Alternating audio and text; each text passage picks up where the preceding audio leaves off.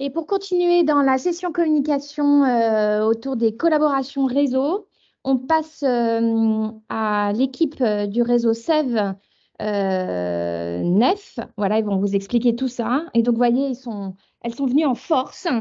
Et donc, voilà, elles sont beaucoup qui travaillent dans des hôpitaux impliqués. Et donc, elles vont nous exposer leur programme expérimental de consultation pluridisciplinaire du suivi des enfants vulnérables. Voilà, ça va être un petit peu plus léger. Bonjour, donc on va parler à quatre. Donc on va commencer, Manuela Briand et moi-même, Michel Manière, à vous parler un petit peu de la genèse, pourquoi mettre en place ce programme. Et puis ensuite, on laissera la parole aux personnes, des professionnels de terrain. Donc celle qui se représente là, c'est donc, elle est marquée, oui, Audrey Guillemot, puéricultrice sur l'hôpital Robert Ballanger, et Jeanne Touigo, j'arrivais pas à prononcer ton nom, excuse-moi, qui est psychomotricienne sur l'hôpital Robert Ballanger et sur l'hôpital de Montreuil. Oui, d'accord.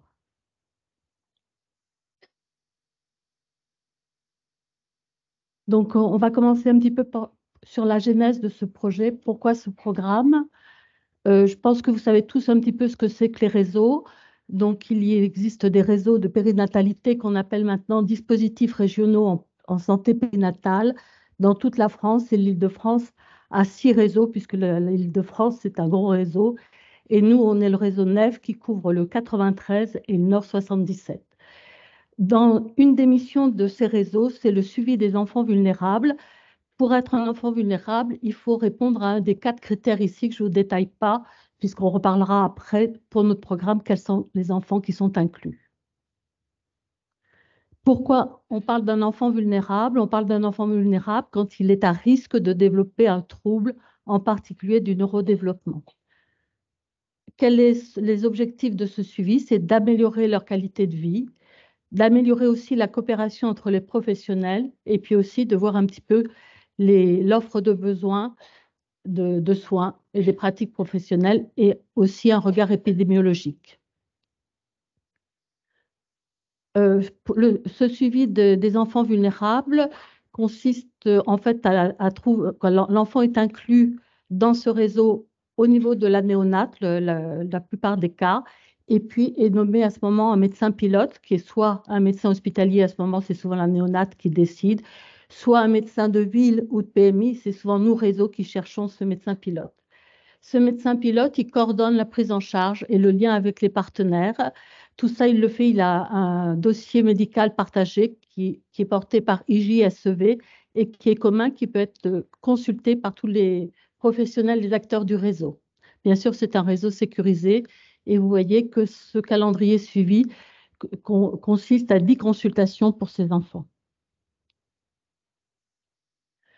Pourquoi avoir imaginé ce programme expérimental? C'est que nous sommes confrontés, nous, sur le réseau NEF, mais aussi au niveau de toute la France, à une baisse extrêmement importante de la démographie médicale, et ce qui fait qu'un certain nombre de nos enfants se retrouvaient sans suivi.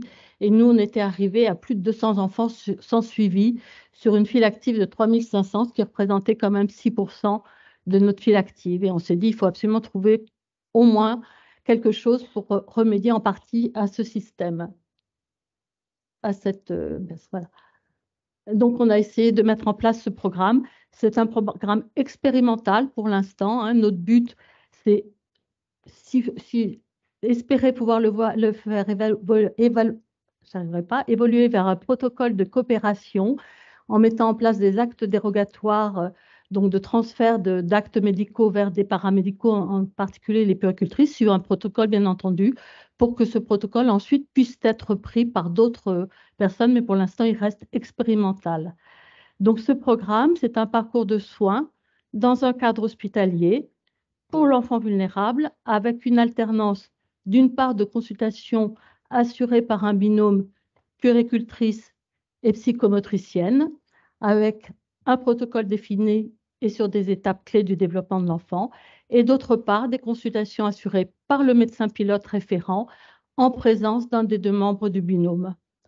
Donc, vous voyez sous la frise en dessous, donc l'enfant est inclus dès la sortie de néonate en fonction de critères qu'on va revoir sur la diapo d'après.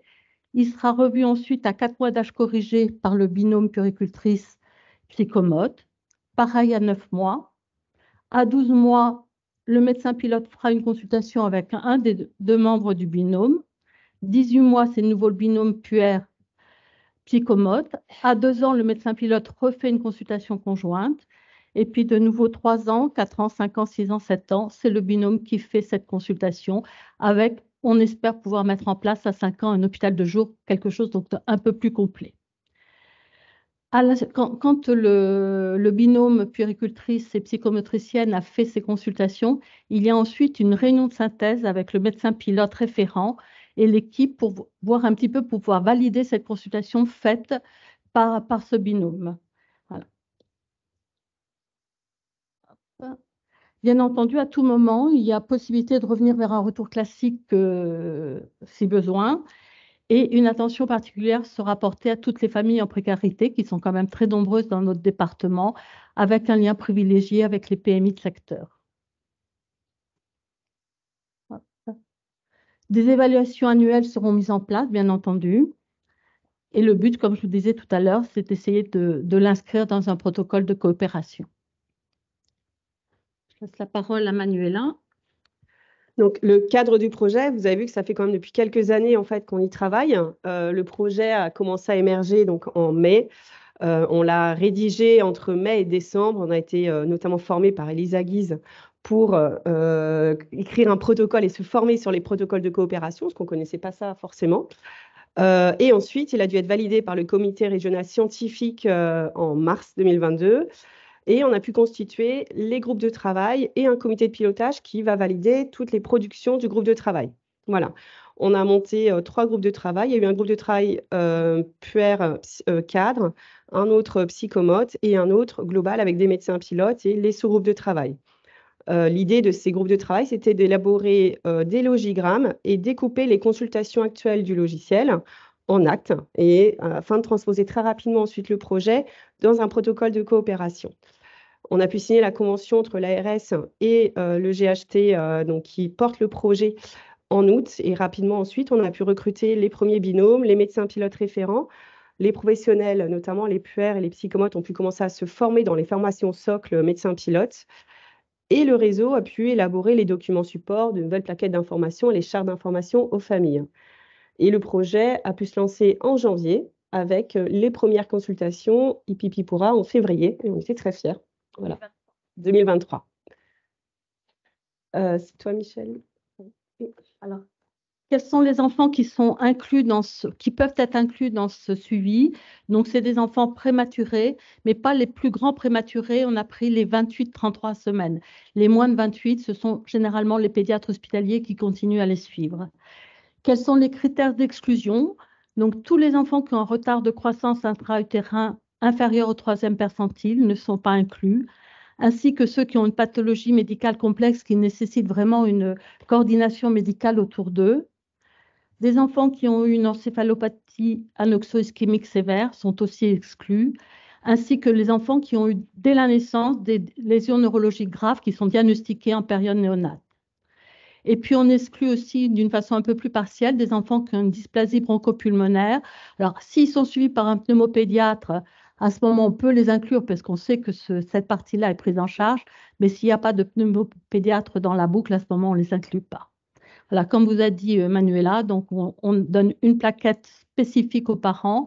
Et il signe un consentement parental en plus du consentement d'inclusion dans le réseau NEF. Et je repasse la parole. Alors, donc, pour vous montrer un peu ce qu'on travaille en groupe de travail. Donc, chaque consultation est découpée en actes. Voilà, je ne sais pas si vous voyez bien, mais en gros, on décrit à chaque consultation quelle est l'activité, la description en acte, qui fait quoi, la puère, la psychomote, ou est-ce que c'est un travail en binôme? Est-ce que ça peut être un acte dérogatoire? Quels sont les risques? Parce qu'il faut identifier les risques. Les annexes à élaborer, notamment les logigrammes décisionnels, le matériel, ce qui nous a permis d'équiper chaque centre avec le matériel qui était attendu en regard de l'acte à effectuer. Et puis les indicateurs, on vous a parlé d'un copil. Tous les 3-4 mois, on a des copiles où on présente un peu nos indicateurs, ce qui nous permet de valider le projet au fur et à mesure et d'avoir une validation finale. Les logigrammes décisionnels, je vous ai montré un exemple. Et puis, en complément de tout ça, on a dû monter, parce que notre logiciel actuel n'est pas assez complet, donc ce que ne permet pas d'avoir un compte rendu complet de la consultation. Et pour faire gagner du temps aux équipes, on a élaboré des fiches sur Forms qu'on complète en ligne, qui sont sécurisées, qui permettent déjà de compléter les fiches de consultation actuelles et qui nous permettent à nous, la coordination, voilà, parce qu'on a dû renforcer notre équipe, de recueillir les indicateurs en temps réel. Voilà, on n'a pas besoin de revenir à chaque consultation, on a tous les indicateurs en temps réel qui nous reviennent, ce qui nous permet de suivre le projet au fur et à mesure voilà, du temps. Chacune de ces consultations, de ce découpage de consultations sont élaborées en groupe de travail et ensuite sont validées par le COPIL, le comité de pilotage.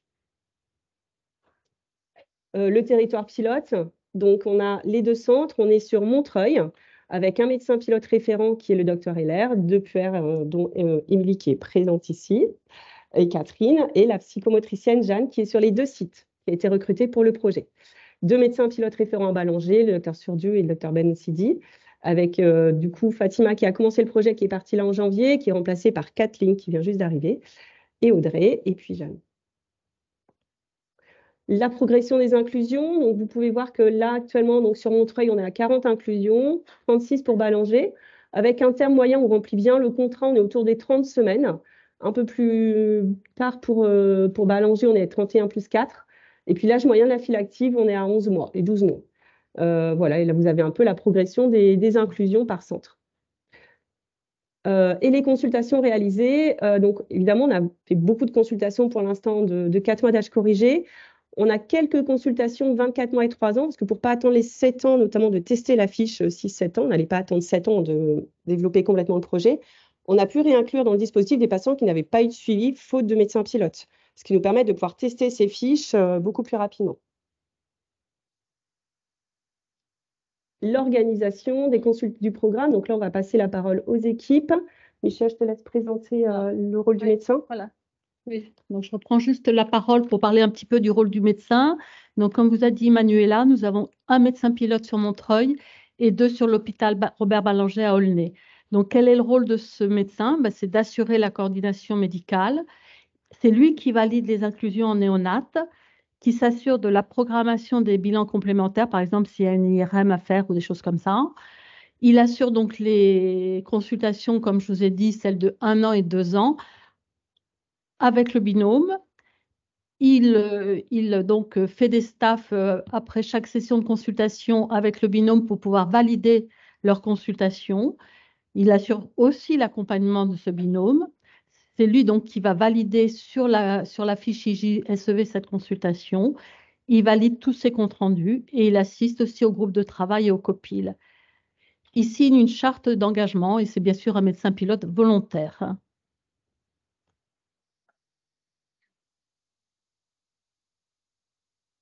Alors, nous sommes 4 infirmières puéricultrices et une psychomotricienne. Merci. Toutes avons aussi signé la charte d'engagement professionnel volontaire.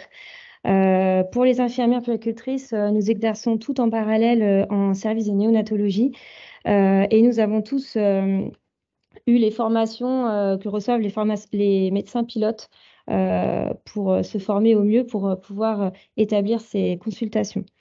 Les missions communes, du coup, de ces consultations, c'est de rencontrer les familles rentrant dans le dispositif avant leur sortie de néonat et pour recueillir leur accord.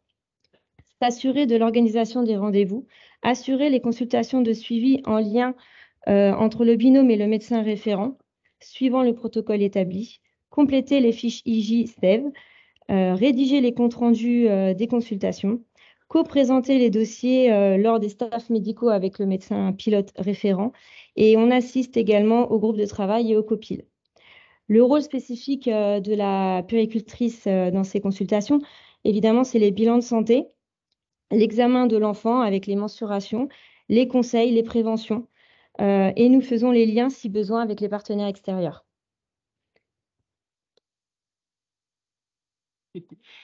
Le rôle spécifique à la psychomotricienne, ça va être l'évaluation psychomotrice à des enfants. Alors de 4 mois à 7 ans, ça peut varier au niveau des tests plus ou moins standardisés, l'observation au tapis avec le parent le plus possible. Et l'orientation précoce peut être demandée au médecin pilote à la fin, à l'issue des des consultations, notamment en kinésithérapie motrice, en psychomotricité, les unités de pédopsie périnatale, les PMI, le CAMS. Moi, j'exerce également en néonatologie, ce qui me permet de faire le lien aussi avec les familles en service, puis après sur les consultations. La mise en œuvre, donc là, c'est le parcours de l'enfant dans le dispositif. C'est un document qu'on remet aux parents au moment de l'inclusion du bébé, avec les rendez-vous qui sont préinscrits. Comme ça, les parents sont déjà un petit peu organisés dans le suivi de leur enfant pour les 7 ans à venir. Ensuite, les étapes de l'inclusion. Donc, la première parole avec les parents, le premier contact se fait en néonatologie. On discute de l'inclusion avec les médecins, suivant le cas de l'enfant, s'il peut être mis dans le protocole ou pas. Ensuite, en fin d'hospitalisation, nous allons voir directement les parents, puisque ils nous connaissent. Donc, du coup, on en profite pour leur expliquer le protocole, leur donner les documents à signer, les aider à remplir s'ils ont besoin et s'ils ont des questions également. Ensuite, donc ça, c'est valable pour l'hôpital de Ballanger, où nous, en néonatologie, nous recevons les bébés pour leur premier vaccin. Ils reviennent en hospitalisation et nous profitons de ce moment-là pour revoir avec les parents, leur donner le premier rendez-vous, donc le rendez-vous des 4 mois. Et si les enfants n'ont pas besoin de revenir pour leur vaccin, nous donnons le rendez-vous des 4 mois à la sortie de la néonatologie. Ensuite, le rendez-vous de la consultation. Puis, à la fin de chaque consultation, nous donnons le prochain rendez-vous et les différents questionnaires ou documents qu'on leur donne. À Montreuil, pour inaugurer ces nouvelles consultations, on a dû faire un fléchage spécifique et donc beaucoup communiquer avec les agents de l'accueil de l'hôpital pour qu'ils orientent au mieux les familles qui se sont pas mal perdues dans l'hôpital. Donc, on a fait un affichage que vous pouvez voir ici. On vient de le faire évoluer. On a écrit « Prenez un ticket SEV ». Mais SEV, en fait, ça ne parle qu'à nous. Ça veut dire suivi d'enfants vulnérables. On vient de mettre suivi de la prématurité ou suivi prématurité et ça semble plus clair pour les familles avec une petite photo voilà, du bureau de consultation. Le contenu de la consultation, donc tout s'articule autour évidemment de l'enfant et de sa famille. Il est au centre de la consultation. La consultation est évidemment régie par le pédiatre pilote référent.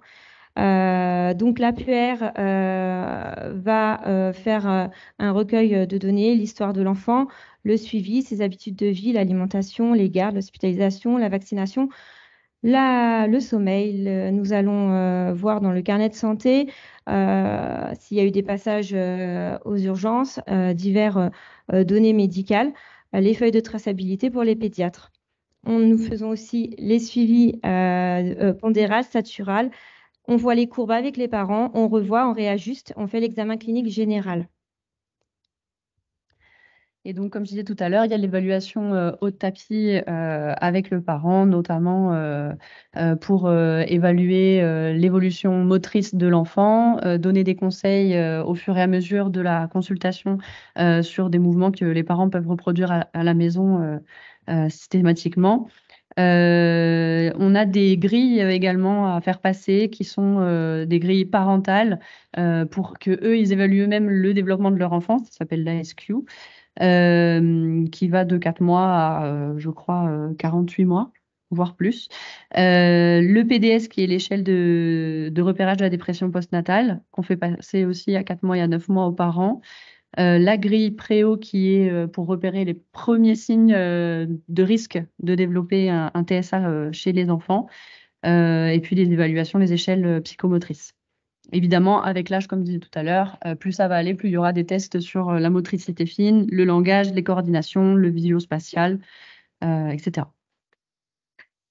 Le déroulé, donc dans un premier temps, il y a une anamnèse avec la puéricultrice et la psychomotricienne qui, elle, voit l'enfant. Dans un deuxième temps, on inverse les rôles, on fait l'examen clinique et la psychomotricienne fait les échelles. Dans un troisième temps, on fait le staff avec le médecin, on revoit et s'il y a besoin de réajuster. On est très en lien avec le réseau concernant nos besoins, les ressentis par rapport au matériel dont on a besoin en consultation et l'accompagnement des enfants et de leurs familles. Et depuis octobre 2023, on a aussi la possibilité d'avoir le ressenti des parents via un questionnaire de satisfaction. Alors, il est rempli de manière non satisfaisante, je pense. On a encore des axes d'amélioration. On a commencé par le faire remplir dans notre bureau à l'ordinateur, mais ça manque un petit peu d'intimité. Et on le donne maintenant en papier, mais du coup, en autonomie, on n'est pas sûr qu'il soit rempli systématiquement. De cette expérience on en déduit des points faibles, évidemment, avec certaines difficultés. Alors, au niveau des points faibles, c'est vrai qu'au lancement, on avait 2 sites d'organisation différents, donc on a dû adapter le projet à chaque site. Des temps de saisie qui sont encore très longs, donc on essaye d'y remédier. L'idée, c'est de faire gagner du temps quand même aux équipes. On a été aussi tributaire de la crise RH et puis qu'effectivement, la mise en œuvre est encore très dépendante de la volonté des équipes. Et heureusement qu'on a des équipes qui sont très dynamiques pour mettre en place ce projet. Mais des points forts, évidemment, avec un regard pluridisciplinaire, des équipes motivées, une connaissance des familles, ce qui facilite beaucoup l'échange, des liens de confiance qui ont déjà été établis en néonat et des équipes valorisées, puisque du coup, ça nous permet également de faire autre chose que de la néonatologie pure et également de voir ce que deviennent les enfants qui sortent de nos services. À ce jour, du coup, les consultes de SEV ont engendré un changement de paradigme pour les professionnels, une mise en place de la coordination entre les équipes de ces consultes et le médecin pilote. Le projet est intégré dans les services. Il a permis de réintégrer des enfants qui n'avaient plus de suivi dans les suivis, un taux de suivi très satisfaisant des parents et un très bon retour des familles. Donc, les perspectives à venir, c'est de continuer, bien sûr, la montée en charge de ces consultations. Deuxième perspective, c'est de transformer ce programme expérimental en protocole de coopération, comme on vous l'a dit. Ce qu'on ne vous a pas dit, c'est que pour l'instant, on est financé par l'ARS et que donc, à terme, il faudra trouver un financement pérenne. Et c'est aussi le but de ce protocole de coopération. C'est aussi de... Je vois plus. C'était aussi de définir donc tous les actes dérogatoires pour ce protocole et puis de continuer nos fiches puisque pour l'instant, on a commencé à découper les actes et on a encore les fiches 5, 6, 7 ans à finir. Voilà. Merci.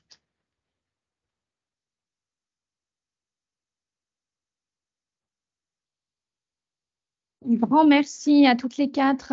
Alors, en ligne, on a c'est revenu à plusieurs reprises sur le quid de l'orthophonie ou autres professionnels d'ailleurs par rapport aux évaluations qui sont faites et au type de professionnels impliqués dans votre dispositif. Alors, si vous trouvez des orthophonistes volontaires pour venir travailler sur ce projet, nous sommes preneurs. Nous aimerions bien mettre sur l'hôpital de jour un bilan orthophonique systématique et même à d'autres moments. Voilà, donc ce n'est pas un refus de notre part, c'est vraiment un manque de professionnels. Parfait. Une autre question dans la salle? Oui, ici, devant.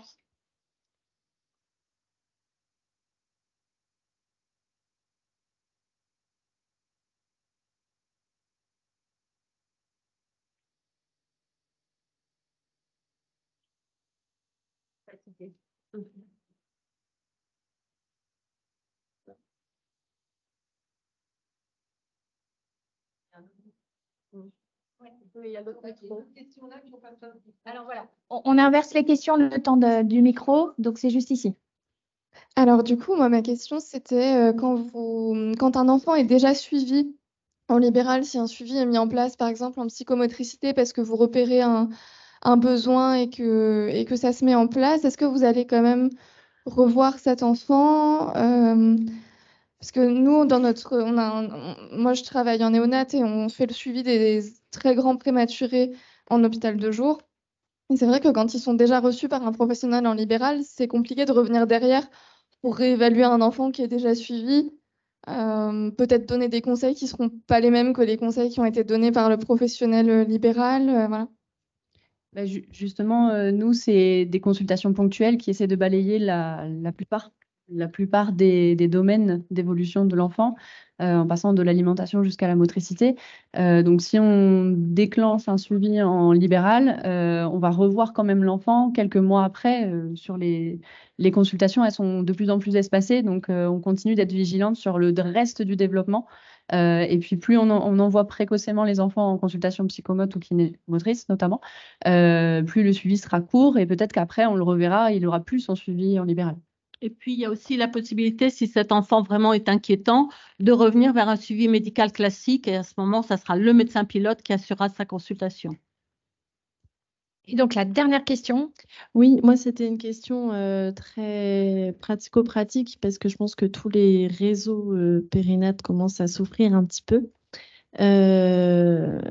C'est pour savoir si les IPDE qui font les consultations, du coup, elles sont détachées du service de néonat. Il y a eu un recrutement spécifique parce que, bon, peut-être que le service est très bien fourni et que vous n'avez pas de problème RH de père. Mais voilà, c'était une question de savoir comment. Alors, non, on n'est pas. Je fais partie du service de néonat. On a des temps, effectivement, on a été détaché sur des temps par rapport pour faire les consultations. C'est une journée par semaine pour chaque hôpital. Donc, il y a 2 puéricultrices d'un service, 2 de l'autre. On s'alterne, c'est pareil, comme on est 2 sur place. Dédiés pour ces consultations, c'est une alternance entre les 2 puéricultrices chaque semaine. Mais ça a pas été, il n'y a pas eu de recrutement spécifique que pour ces consultations-là. On est 2 puéricultrices volontaires pour le projet pris en néonatologie. Mais on exerce en néonatologie. Il n'y a pas eu plus. Et juste, du coup, pour savoir, le poste de psychomotricienne, il est financé par l'ARS. C'est un recrutement hospitalier. Oui, il est financé par l'ARS, mais c'est un financement hospitalier, mais remboursé par l'ARS. Juste pour préciser ce que dit Audrey, ce sont des puéricultrices de néonat, mais justement, c'est ce qu'elles font valoir. Ça leur permet de continuer à avoir les enfants derrière et que c'est un plus pour elles. Pour les familles aussi, oui. Un tout grand merci à vous 4. Merci. Sur un programme expérimental de suivi pluridisciplinaire des enfants vulnérables. Donc, on a vu qu'il y avait 6 réseaux en Île-de-France, dont leur mission, s'ils l'acceptent, votre mission, si vous l'acceptez, le suivi des enfants vulnérables. Et tout ça par un médecin pilote. Alors, je me pose la question, est-ce que c'est Top Gun ou Mission Impossible? J'ai pas bien compris. C'est des consultations en alternance entre des puéricultrices, des puères psychomotes et un médecin pilote. Donc en mars, là, c'est le rendez-vous, c'est avec les 2 psychomotards puériles ou le pilote de ligne? Je suis un petit peu perdu. Les enfants inclus dans le dispositif, c'est des prématurés. Oula. Ouais, prématurés. Je commence à fatiguer. Hein. J'ai écrit prénat. Prématurés entre 28 et 33 semaines aménorrhées, sauf s'ils ont des critères de, j'ai pas tout noté les critères, mais trop compliqués. Entre autres, il y avait des trucs au poumon, j'ai pas tout noté. Donc c'est une organisation pluridisciplinaire et là-dedans, le rôle du médecin pilote, c'est par exemple de gérer l'inclusion. C'est lui qui décide si c'est trop compliqué. De l'autre côté, les infirmières, elles font plutôt le lien avec les parents. Elles les recrutent en fait. Prenez un ticket SEV pour votre enfant. J'ai noté qu'il y avait un distributeur à Montreuil, les tickets. Servez-vous. Et après, les parents, ils ont un questionnaire de satisfaction à remplir en autonomie. Satisfait, poète. Et de très bons retours pour l'instant. Donc, c'est un programme qui suit beaucoup de domaines, de l'alimentation à la motricité.